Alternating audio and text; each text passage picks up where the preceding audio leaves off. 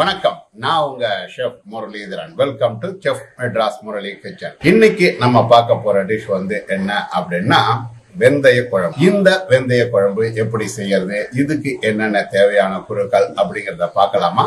வாங்க வீடியோக்குள்ள போலாம். இந்த வெந்தய குழம்பு பாதி பேர் என்ன நினைப்பாங்க அப்படின்னா, வெந்தயம் கசப்பு, இந்த குழம்பு பண்ணா கசப்பும் அப்படின்லாம் நினைப்பாங்க. சோ நான் சொல்ற மெத்தட்ல இப்ப நான் உங்களுக்கு செஞ்சு காட்டியிருக்கேன். மெத்தட்ல நீங்க செஞ்சீங்க அப்படின்னா வெந்தய குழம்பு கண்டிப்பா கசக்கவே கசக்காத. காரணம் என்ன அப்படின்னா, அதுல கசப்பு தன்மையை எப்படி எடுக்கணும், அதோட இல்லாம அந்த குழம்பை எப்படி பண்ணா நல்லா இருக்கும் அப்படிங்கிறதுக்கு நான் பண்ணி காட்டிருக்கேன். ஒரு சில பேர் இதுல வெங்காயம், பூண்டு, தக்காளி இதெல்லாம் ஆட் பண்றாங்க. பட் அதெல்லாம் தேவையே கிடையாது. ஸோ இதெல்லாம் இல்லாமே உங்களுக்கு வெந்தய குழம்பு நான் செஞ்சு காட்டிருக்கேன்.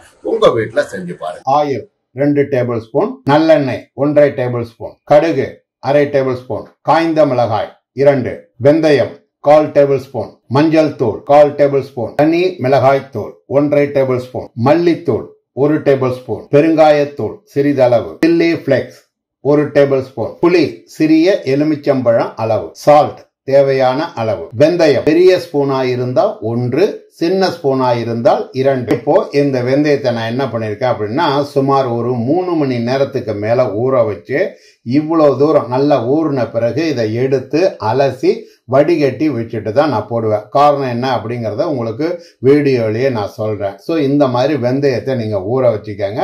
நல்லா ஊறி இருந்தது அப்படின்னா சூப்பரா இருக்கும். மண் சட்டி வச்சிருக்கேன். இந்த மண் சட்டில ஃபர்ஸ்ட் ஒரு 2 ஸ்பூன் அளவுக்கு நான் சாதா எண்ணெய் ஆட் பண்றேன். சாதா எண்ணெய் ஆட் பண்ணலாம். அதோட இல்லாம நல்லெண்ணெயும் ஒரு 1.5 ஸ்பூன் அளவுக்கு நல்லெண்ணெயும் நான் ஆட் பண்றேன். எதுக்காக அப்படின்னா, கொஞ்சம் அந்த ஃபிளேவர் அப்படிங்கிறது, அதாவது வெந்தய குழம்பு அப்படின்னும் போது அதுக்கு நல்லெண்ணெயினுடைய ஃபிளேவர் இருந்தா நல்லா இருக்கும். அதே சமயம் ரொம்ப ஜாஸ்தி நல்லெண்ணெய் ஊற்றக்கூடாது. காரணம் என்ன அப்படின்னா, நல்லெண்ணெயில லைட்டா ஒரு கசப்பு இருக்கும். அதே மாதிரி வெந்தய குழம்பு அப்படின்னும் போது வெந்தயத்திலையும் ஒரு கசப்பு இருக்கும். அதனால நல்லெண்ணெயை கொஞ்சம் கம்மி பண்ணிக்கிட்டு நீங்க சாதா எண்ணெயை ஜாஸ்தி பண்ணிக்கலாம். இப்போ எண்ணெய் ஊற்றியாச்சு. இந்த எண்ணெய் சூடானதும் ஃபர்ஸ்ட் நீங்க 2 காஞ்ச மிளகாவை நீங்க இந்த மாதிரி போட்டுக்காங்க. காஞ்ச மிளகா சும்மா தாளிப்புக்கு தான். அதனால இந்த மாதிரி ஆட் பண்ணிட்டு நாம கடுகு இந்த மாதிரி ஸ்பூனால 1 ஸ்பூன் அளவுக்கு கடுகு போட்டுக்கலாம்.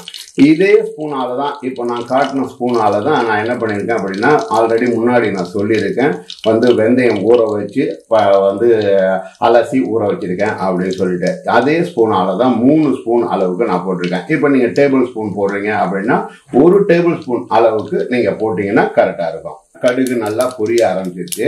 அதன் பிறகு நீங்க என்ன பண்ணுங்க, வெந்தயம் இதுல 1/2 ஸ்பூன் தான் போடுறேன். ஆல்ரெடி 3 ஸ்பூன் நம்ம ஊற வச்சு பண்ணிருக்கோம். இதுல ஒரு 1/2 ஸ்பூன் போடுறேன். ஸோ எதுக்காக அப்படின்னா, வெந்தயம் வாசனை அப்படிங்கிறது இதுலயும் இருக்கணும் அப்படிங்கிறதுக்காக தான். புளி தண்ணி இந்த டம்ளரால 2 டம்ளர் அளவுக்கு புளி தண்ணி ஊற்றுறேன்.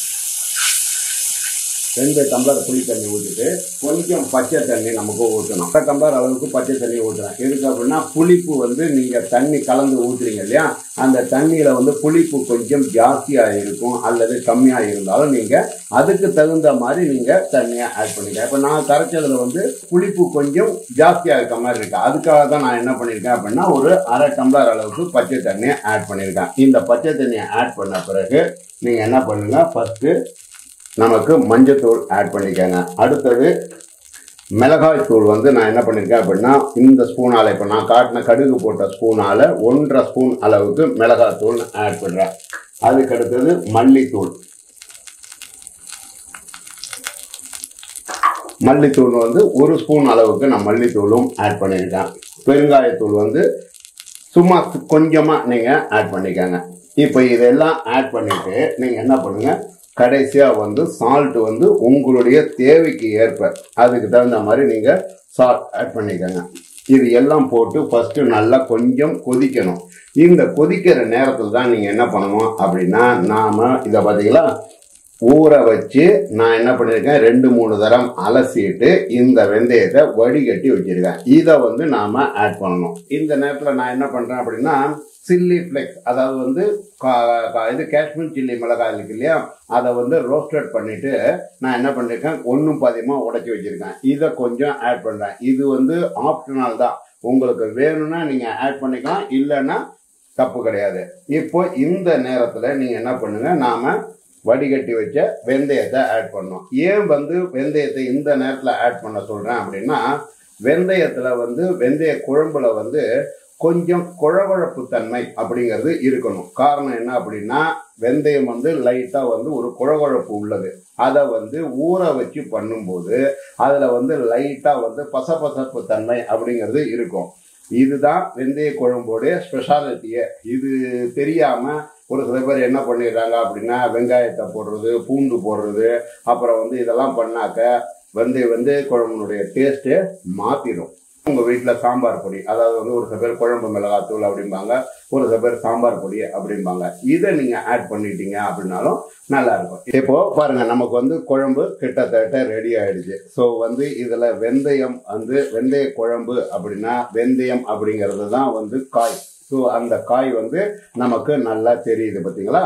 ஸோ இப்போ குழம்பு ஆல்ரெடி நான் சொன்ன மாதிரி உங்களுக்கு நல்லா தெரியும், கொஞ்சம் அந்த பசப்பு தன்மை அப்படிங்கிறது இருக்குது.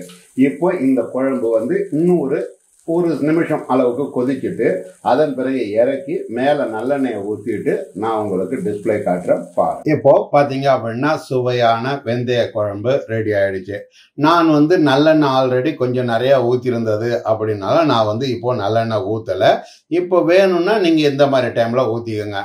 ஸோ வெந்தய குழம்புல வெந்தயம் தான் மெயின் டிஷ்ஷா இருக்கணும், அதாவது மெயின் காயா இருக்கணும் அப்படிங்கிறதுக்காக தான் நான் இந்த மாதிரி போட்டிருக்கேன். செஃப் மெட்ராஸ் முரளி கிச்சன்ல செஞ்ச இந்த டிஷ்ஷை உங்க வீட்டுல செஞ்சு பாருங்க. செஞ்சு பார்த்து உங்களுடைய ஃபீட்பேக்கை கீழே இருக்க கமெண்ட் பாக்ஸ்ல பதிவு பண்ணுங்க. இந்த வீடியோ பிடிச்சிருந்தது அப்படின்னா லைக் பண்ணுங்க, ஷேர் பண்ணுங்க, மறக்காம நம்ம சேனலை சப்ஸ்கிரைப் பண்ணுங்க. இது மாதிரி சூப்பரான வேற ஒரு டிஷ்ல வேற எபிசோட்ல உங்களை சந்திக்கிறேன். அதுவரை உங்களிடமிருந்து விடைபெறுவது உங்கள் ஷெஃப் முரளிதரன். நன்றி, வணக்கம்.